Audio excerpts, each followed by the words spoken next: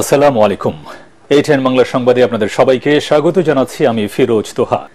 চিন্ময় দাস সনাতনী জাগরণ মঞ্চের ব্যানারে হিন্দুদের অধিকার আদায়ে সভা সমাবেশ করেছেন। এতে ইসকনের কোনো সম্পৃক্ততা নেই। ইসকনকে নিয়ে মিথ্যা বানোয়াট ও উদ্দেশ্য প্রণোদিত অপপ্রচার ছড়ানো হচ্ছে বলে জানিয়েছেন সংগঠনের বাংলাদেশের সভাপতি সত্যরঞ্জন বাড়ই। স্বামীবাগ ইসকন মন্দিরে সংবাদ সম্মেলনে এসব কথা বলেন তিনি। এ সময় সাধারণ সম্পাদক চারুচন্দ্র দাস ব্রহ্মচারী বলেন, চট্টগ্রামে আইনজীবী সাইফুল ইসলাম আলিফের মৃত্যুর ঘটনায় ইসকনকে জড়ানোর চেষ্টা হচ্ছে। বাংলাদেশে ইসকনের কর্মকাণ্ড নিয়ে সঠিক তদন্ত করে প্রকৃত সত্য উদ্ঘাটন করার আহ্বান জানান তারা। এছাড়া রবিবার সংখ্যালঘু সম্প্রদায়ের বিভিন্ন নেতৃবৃন্দের সাথে সরকার বৈঠক করবেন বলে জানান ইসকন বাংলাদেশের সদস্য বিমলা প্রসাদ দাস।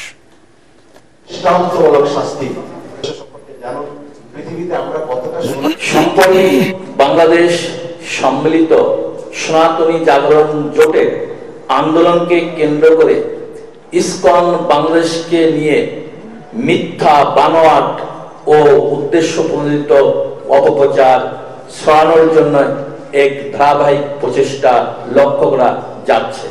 বিভিন্ন গণমাধ্যম ও সামাজিক যোগাযোগ মাধ্যমে প্রচারিত এ সকল ঘটনার সাথে ইসকনের কোনো সম্পৃক্ততা নেই। এদিকে ইসকন নিষিদ্ধের ব্যাপারে সিদ্ধান্ত নেবে সরকার। এ নিয়ে আদালতের হস্তক্ষেপের দরকার নেই বলে জানিয়েছে হাইকোর্ট। বিচারপতি ফারাহ মাহবুব ও বিচারপতি দেবাশিস রায় চৌধুরীর বেঞ্চে শুনানি শেষে এই মন্তব্য করেন আদালত। আইনজীবী হত্যা ইস্যুতে এখন পর্যন্ত সরকারের নেওয়া পদক্ষেপে হাইকোর্ট সন্তুষ্টি প্রকাশ করে আরো বলেন, দেশের মানুষ সাম্প্রদায়িক সম্প্রীতি নিয়েই বসবাস করছে, ভবিষ্যতেও করবে।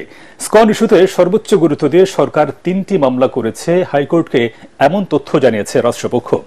এ সময় হাইকোর্ট জানমালের ক্ষতি যেন না হয় সর্বোচ্চ সতর্ক অবস্থায় থাকার নির্দেশ দেন। রাষ্ট্রপক্ষ জানায় 33 জন গ্রেফতার হয়েছে এখন পর্যন্ত। সরকার যেন তাদের তৎপরতাটা জারি রাখে সে বিষয়ে বলেন হাইকোর্ট। এর আগে গতকাল ইসকন বিষয়ে রিট করেন একজন আইনজীবী।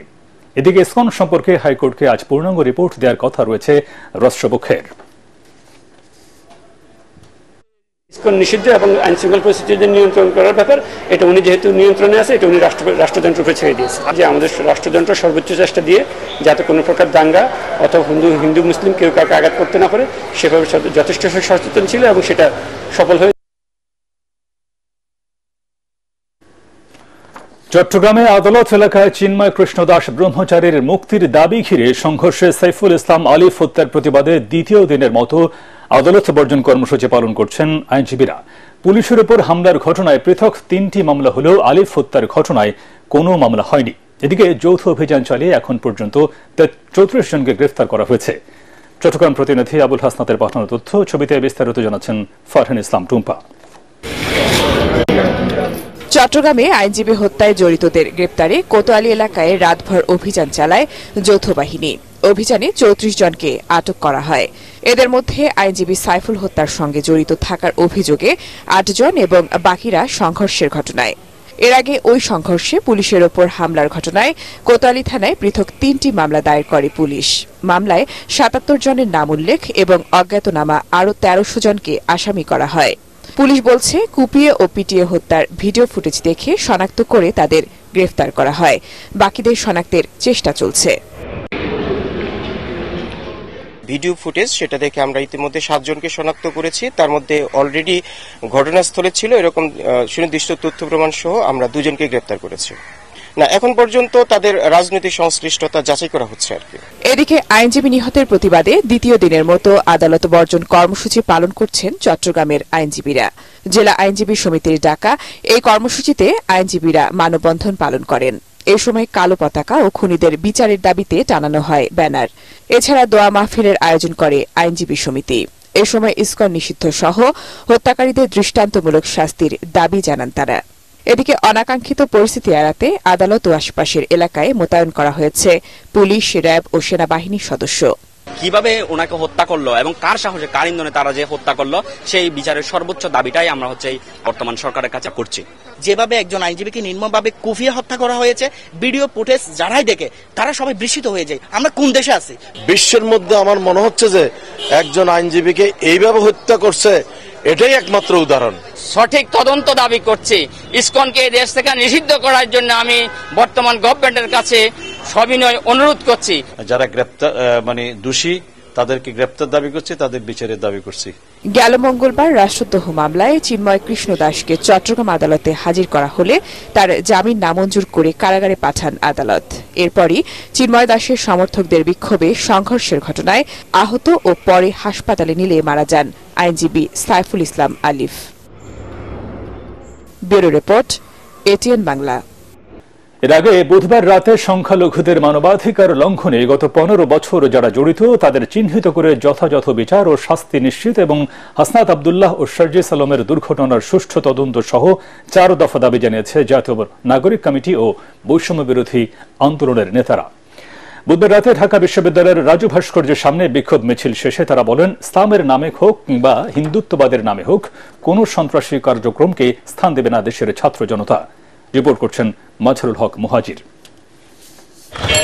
চট্টগ্রাম থেকে মঙ্গলবার রাতে অ্যাডভোকেট সাইফুল ইসলামের জানাজা শেষে ফেরার পথে সড়ক দুর্ঘটনার শিকার বৈষম্য বিরোধী ছাত্র আন্দোলনের আহ্বায়ক হাসনাত আব্দুল্লাহ ও কেন্দ্রীয় সমন্বয়ক শারজিস আলমের গাড়িবহর একে পরিকল্পিত হত্যা চেষ্টা দাবি করে রাতেই ঢাকা বিশ্ববিদ্যালয়ে বিক্ষোভ মিছিল করে জাতীয় নাগরিক কমিটি এবং বৈষম্য বিরোধী ছাত্র আন্দোলনের নেতাকর্মীরা। আমাদের বাইকে যারা চিটংয়ে নির্যাতন করেছে, বাংলাদেশের আপমর জনতাকে দিল্লির এই খুনের বিরুদ্ধে জেগে ওঠার আহ্বান জানাচ্ছি। স্লোগানে স্লোগানে উত্তাল হয়ে ওঠে রাজু ভাস্কর্য প্রাঙ্গণ। আওয়াজ ওঠে কোন খুনিদের ঠিকানা এই বাংলায় হবে না।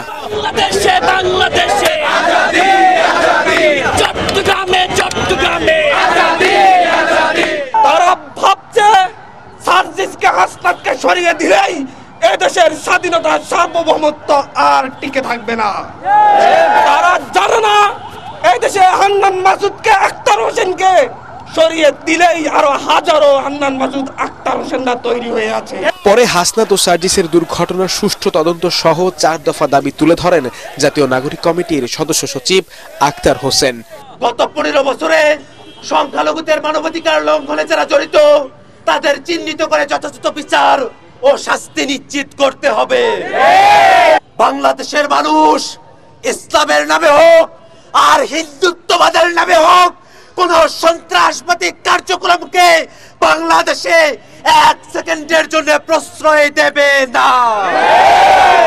এ সময় সর্বোপরি বাংলাদেশের রাজনীতি, কূটনীতি ও ক্ষমতার কাঠামোকে দিল্লির প্রভাব মুক্ত করার তাগিদ দেন হান্নান আক্তাররা। মাজহারুল হক মুহাজির, এটিএন বাংলা, ঢাকা। মানহানির অভিযোগে করা মামলায় আত্মসমর্পণ করে সাময়িক বরখাস্ত সহকারী কমিশনার তাপসী তাবাসসুম উর্মি জামিন পেয়েছেন। ঢাকার মেট্রোপলিটন ম্যাজিস্ট্রেট মোহাম্মদ ইমরান আহমেদের আদালত শুনানি শেষে এই জামিন মঞ্জুর করেন। বাদীপক্ষেও আইনজীবী তার জামিনের বিরোধিতা করেন। শুনানি শেষে আদালত তাকে জামিন দেন। এর আগে গত 8 অক্টোবর ঢাকার মেট্রোপলিটন ম্যাজিস্ট্রেট আদালতে গণ অধিকার পরিষদের গণমাধ্যম সমন্বয়ক আবু হানিফ বাদী হয়ে মামলার আবেদন করেন। ওই দিন বাদীর জবানবন্দি রেকর্ড শেষে আদালত আসামিকে 28 নভেম্বরের মধ্যে আদালতে হাজির হতে সমন জারি করেন। বৈষম্য বিরোধী আন্দোলন নিয়ে নেতিবাচক মন্তব্যের কারণে তার বিরুদ্ধে এই মামলা করা হয়। বিজ্ঞ আদালত আমাদের অভিযোগের পরিপ্রেক্ষিতে আসামির প্রতি সমন ইস্যু করেছিলেন এবং আসামি আজকে হাজির হয়ে আত্মসমর্পণ পূর্বক জামিনের আবেদন করেন। বিজ্ঞ আদালত আসামির আবেদন 500 টাকা বন্ডে সেই জামিনের আবেদন মঞ্জুর করেছেন। 2018 ও 24 সালের নির্বাচন আইনি দৃষ্টিতে বৈধ হলেও নৈতিকভাবে অবৈধ বলে মনে করেন জাতীয় পার্টির চেয়ারম্যান গোলাম মোহাম্মদ কাদের। ওই দুটি সংসদে প্রধান বিরোধী দল হিসেবে দায়িত্ব পালন করা দলটি মনে করে কোনো রাজনৈতিক দলকে নিষিদ্ধ করা উচিত হবে না। দুপুরে রাজধানীর বনানীতে দলীয় চেয়ারম্যানের কার্যালয়ে সংবিধান সংস্কার বিষয়ে জাতীয় পার্টির প্রস্তাবনা উপস্থাপনকালে এসব কথা বলেন তিনি। বলেন, 3/4 সংসদ সদস্যের ভোট ছাড়া রাষ্ট্রপতি নির্বাচন করা যাবে না। আবার অভিশংসন হতে হলেও একই পদ্ধতিতে যেতে হবে। তাহলে বদরুদ্দোজা চৌধুরীর মতো বিচক্ষণ রাজনীতিবিদকে রাষ্ট্রপতি পদ থেকে সরে যেতে হবে না। রাষ্ট্রপতি সর্বজন গ্রহণযোগ্য ব্যক্তি হলে তার উপর আস্থা রাখতে পারবে সব রাজনৈতিক দল। 2014 নির্বাচনে তখন কথা ছিল, আমরা বলতে চাই একজন সর্বজন আমি বলেছিলাম যে বাদ দেওয়ার এখতিয়ার কোন সরকারকে দেয়নি। কারণ যে ইলেকশনে আসবেন ওনারা ইলেকশনে যদি পাস না করতে পারেন, ফেল করেন, জনগণ তাকে বাদ দেবে। এইটা এখতিয়ার জনগণের, এটার এখতিয়ার কোন সরকারের নেই। জনগণের আস্থা সৃষ্টি ও স্বচ্ছতার জন্য সরকারের আগামী 6 মাসের অর্থনৈতিক কর্মপরিকল্পনা জনসাধারণের নিকট তুলে ধরা প্রয়োজন বলে মন্তব্য করেছেন ড দেবপ্রিয় ভট্টাচার্য। দুপুরে রাজধানীর ইকোনমিক রিপোর্টার্স ফোরামে আয়োজিত বর্তমান অর্থনৈতিক অবস্থা ও 2023 সালের বাজেট সার্ভে ফলাফল উন্মুক্ত সংলাপে একথা বলেন তিনি। এ সময় বৈদেশিক অর্থায়নের সঠিক ব্যবহার ও কর আহরণের গুরুত্ব তুলে ধরেন ড দেবপ্রিয়। দুর্নীতির মাধ্যমে অর্জিত সম্পদ বাজেয়াপ্ত করে জনগণের অর্থ ফেরত আনা ও আস্থা অর্জনে সরকারের প্রতি আহ্বান জানিয়েছেন তিনি। ঝিনাইদহ পৌরসভার জায়গা দখল করে অবৈধভাবে গড়ে তোলা হয়েছে মার্কেট। পৌরসভার অনুমতি ছাড়াই পেশি শক্তি খাটিয়ে গড়ে তোলা সব স্থাপনা নির্মাণে আদালতের নিষেধাজ্ঞা থাকলেও তা মানছে না তারা। এ ব্যাপারে ব্যবস্থা গ্রহণের আশ্বাস পৌর কর্তৃপক্ষের। ঝিনাইদহ প্রতিনিধি নিজাম জোয়ারদার বাবলুর পাঠানো রিপোর্ট জানাচ্ছেন ফারহিন ইসলাম টুম্পা। ছিল শিশু পার্ক, সেখানেই ভবন নির্মাণের বরাদ্দ দেয় ঝিনাইদহ পৌর কর্তৃপক্ষ। পরিবেশবাদী সংগঠনের মামলার কারণে এতদিন বন্ধ ছিল নির্মাণ কাজ, কিন্তু 5 আগস্ট রাজনৈতিক পট পরিবর্তনের পর সেখানে রাতারাতি নির্মাণ করা হয় 20টি দোকান। এলাকাবাসীর দাবি, সরকার পরিবর্তনের সুযোগে সেখানে দোকান নির্মাণ করেছেন সুযোগ সন্ধানী ব্যবসায়ীরা। পার্কটা ছিল সম্পূর্ণ ফ্রি, আর মিস্টার টুডি সাহেব এটা দান করেছিল জাস্ট পার্কের জন্য এবং ওই খেলার মাঠের জন্য।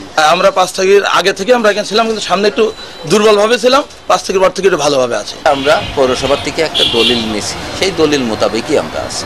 মার্কেটের পূর্বে যাদের দোকান ছিল এনারা পুনরায় আবার এখানে দোকান করেছে, আমি ভাড়াটি হিসেবে আছি, ভাড়া নিয়ে। তাদের নিজস্ব জমির কাগজ এভিডেন্স সব কিছু আছে, তারা দোকান করছে, কিভাবে করছে না করছে আমি এটা জানি না। এখানে কোনো দোকান পৌরসভার অনুমতি বাধাই হয়েছে, যেহেতু পৌরসভার কোনো অনুমতি নেই, পৌরসভা ভাড়া নেয় না। অবৈধভাবে মার্কেট নির্মাণে ক্ষুব্ধ সামাজিক সংগঠনগুলো। পৌরসভার মার্কেট নির্মাণের উপর আদালতের রায় রয়েছে, কিন্তু এখন যারা মার্কেট নির্মাণ করলো এদের নিয়ে কিন্তু কোনো মামলা মোকদ্দমা নেই, শুধু এই যে উচ্ছেদ করে দেওয়ার ব্যাপারে কোনো বাধাও নেই। পৌরসভায় প্রশাসক বলছেন তিনি কিছুই জানেন না। কে বা কাহারা রাতের আধারে সেখানে কিছু দোকানপাট নির্মাণ করে, এ বিষয়ে পৌরসভার ঝিনাইদহ পৌরসভা থেকে কোনো অনুমতি দেওয়া হয়নি। আমরা খুব তাড়াতাড়ি তাদের বিরুদ্ধে আইনানুগ ব্যবস্থা গ্রহণ করব। আদালতের আদেশ অমান্য করে মার্কেট নির্মাণ করায় আইনগত ব্যবস্থা নেওয়ার দাবি এলাকাবাসীর। Bureau report, ATN Bangla. যশোরের বেনাপোল স্থলবন্দর দিয়ে গত 10 দিনে বিনা শুল্কে ভারত থেকে 1030 মেট্রিক টন চাল আমদানি করা হয়েছে। চালের বাজার স্থিতিশীল রাখতে ভারত থেকে মোটা চাল আমদানির উদ্যোগ নেয় সরকার। বাণিজ্য মন্ত্রণালয়ে বিভিন্ন আমদানিকারক প্রতিষ্ঠানকে বিনা শুল্কে সিদ্ধ ও আতপ চাল আমদানির অনুমোদন দেওয়া হয়। আগামী 10 ডিসেম্বরের মধ্যে সব চাল আমদানি করতে হবে। এদিকে দেশীয় বাজারে পাইকারি দামের তুলনায় ভারতের বাজার থেকে আমদানি করা চালের দাম বেশি পড়ছে। এতে লোকসানের মুখে পড়ার সংখ্যায় চাল আমদানিতে আগ্রহ হারাচ্ছেন আমদানিকারকরা। প্রতি কেজি চালের আমদানি মূল্য 51 টাকা, অন্যান্য খরচ 1 টাকা 5 পয়সা। সব মিলিয়ে প্রতি কেজি চালের মূল্য পড়ছে 52 টাকা 5 পয়সা। অথচ দেশীয় বাজারে প্রতি কেজি মোটা সোনা চাল পাইকারি 50 টাকা দরে বেচা কেনা হচ্ছে। বেনাপোল চেকপোস্ট উদ্ভিদ সংঘ নিরোধ কেন্দ্রের উপসহকারী কর্মকর্তা শ্যামল কুমার নাথ জানান, বেনাপোল বন্দর থেকে 18 থেকে 27 নভেম্বর সন্ধ্যা পর্যন্ত গত 10 দিনে 33 ট্রাকে 1030 মেট্রিক টন চাল আমদানি হয়েছে। এর মধ্যে গতকাল সর্বশেষ আমদানি হয়েছে 105 মেট্রিক টন সোনা চাল।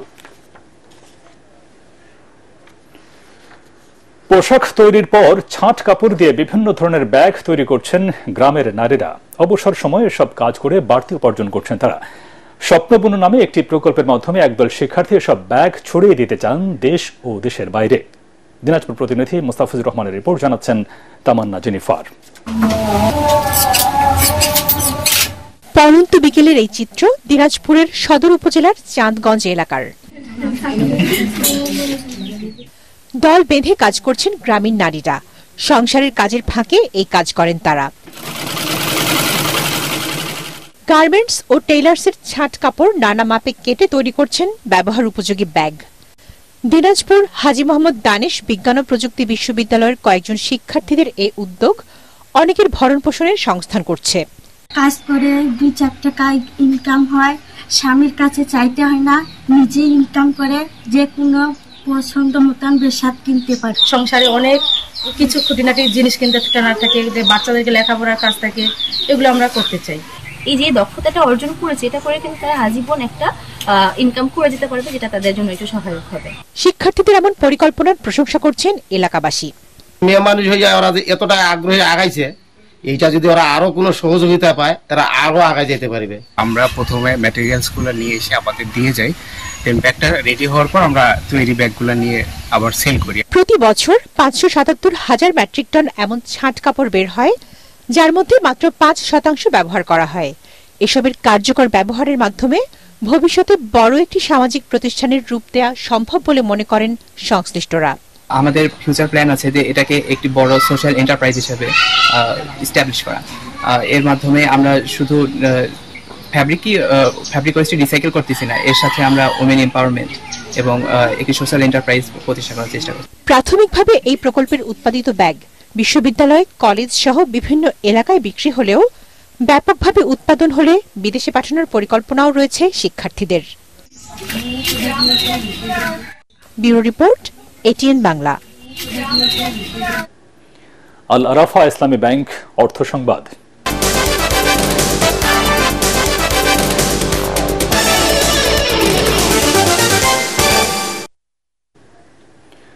Bangladesh university of business and technology BUBTর স্নাতক শেষ বর্ষের শিক্ষার্থীদের ভিডিও বিজ্ঞাপন নির্মাণ প্রতিযোগিতায় বিজয়ীদের মাঝে পুরস্কার বিতরণ করা হয়েছে। রাজধানীতে BUBTর আন্তর্জাতিক সম্মেলন হলে এই পুরস্কার দেওয়া হয়। বিশ্ববিদ্যালয়ের মার্কেটিং বিভাগের উদ্যোগে আয়োজিত এই প্রতিযোগিতায় মোট 9টি বিজ্ঞাপন প্রদর্শন করা হয়। এতে 3টি বিজ্ঞাপনের নির্মাণ দলকে পুরস্কৃত করা হয়। অনুষ্ঠানে অতিথিদের মধ্যে উপস্থিত ছিলেন BUBTর উপাচার্য অধ্যাপক doctor ABM Shawkat Ali, BUBT ট্রাস্টের সম্মানিত সদস্য ও উপদেষ্টা অধ্যাপক মোহাম্মদ আবু সালেহ, BUBTর ব্যবসা অনুষদের ডিন অধ্যাপক ডক্টর সৈয়দ মাসুদ হোসেন, IQSCর ডিরেক্টর শান্তি নারায়ণ ঘোষ। অনুষ্ঠানে প্রধান বক্তা ছিলেন আকিজ ইনসাফ গ্রুপের এক্সিকিউটিভ ডিরেক্টর অনুপ কুমার সাহা। রাজধানীর ব্র্যাক ইউনিভার্সিটিতে শুরু হয়েছে 3 দিনব্যাপী ভাষার রূপান্তর ডিকলোনিয়াল প্রেক্ষাপটে ভাষা শিক্ষার প্রভাব শীর্ষক আন্তর্জাতিক কনফারেন্স। আয়োজকরা জানান, এই কনফারেন্সের মূল উদ্দেশ্য উপনিবেশিক প্রভাবের কারণে ভাষা শিক্ষার পরিবর্তনসমূহ পর্যালোচনা করা। কনফারেন্সে বাংলাদেশ এবং বিশ্বের বিভিন্ন প্রান্তের 300 জনেরও বেশি গবেষক, শিক্ষার্থী ও পেশাজীবীরা অংশ নিচ্ছেন। বিভিন্ন সেশনে বহুভাষিক শিক্ষা, ভাষানীতি, ভাষাগত বৈচিত্র্য এবং ডিকলোনিয়াল শিক্ষার দৃষ্টিভঙ্গি সহ গুরুত্বপূর্ণ বিষয় নিয়ে আলোচনা করা হবে। কনফারেন্সের উদ্বোধনী অনুষ্ঠানে প্রধান অতিথি ছিলেন প্রাথমিক ও গণশিক্ষা মন্ত্রণালয়ের উপদেষ্টা অধ্যাপক ডাক্তার বিধান রঞ্জন রায় পোদ্দার।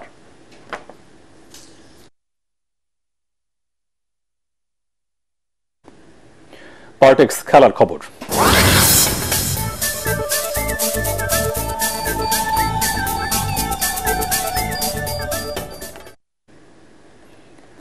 গ্লোবাল সুপার লিগের অভিষেক ম্যাচে হ্যাম্পশায়ার হকসের কাছে সুপার ওভারে হেরেছে রংপুর রাইডার্স।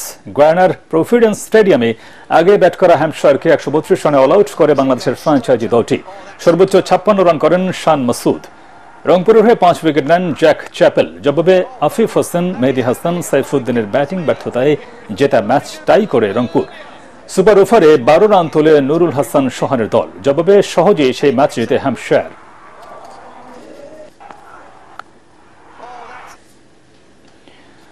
ব্যাপক উৎসাহ আর উদ্দীপনায় সাভারে দ্বিতীয় দিনের মতো চলছে ঢাকা জেলার ইস্পাহানী প্রথম আলো আন্তঃবিশ্ববিদ্যালয় ফুটবল প্রতিযোগিতা। আয়োজকরা বলছেন, এ ধরনের খেলার মধ্য দিয়ে তৃণমূল থেকে ফুটবলার তৈরি করা সম্ভব হবে।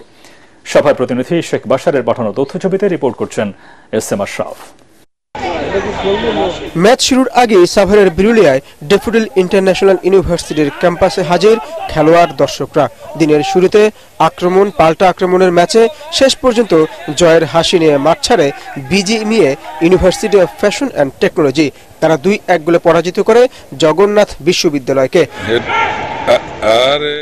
পরের ম্যাচে আহসানুল্লাহ বিজ্ঞান ও প্রযুক্তি বিশ্ববিদ্যালয় আর উত্তরা ইউনিভার্সিটির মধ্যকার নির্ধারিত সময়ের খেলা শেষ হয় ড্রতে। পরে টাই ব্রেকারে 3-1 গোলে আহসানুল্লাহ বিজ্ঞান ও প্রযুক্তি বিশ্ববিদ্যালয় বিজয়ী হয়। আমরা আমাদের ভার্সিটির প্রতিদিন আসছি, আমরা এবার আজকে আমাদের সেরা দেব ইনশাআল্লাহ। আশা করি আমরা জয় নিয়ে মাঠ ত্যাগ করবো, জয় আশা করি আগামী ম্যাচও জিতবো এবং ফাইনালি ইনশাআল্লাহ। খেলা শেষে ম্যাচ সেরাদের হাতে পুরস্কার তুলে দেন ইস্পাহানী টি লিমিটেডের ব্যবস্থাপক এনামুল ইসলাম, প্রথম আলোর বিশেষ প্রতিনিধি মাসুদ আলম এবং সাবেক ফুটবলার ও কোচ রকনুজ্জামান। গত বছর 32টা টিম অংশ নিয়েছিল, এবার 42টা টিম অংশ নিচ্ছে এবং গতবার চেয়ে বড় পরিসরে খেলা হচ্ছে।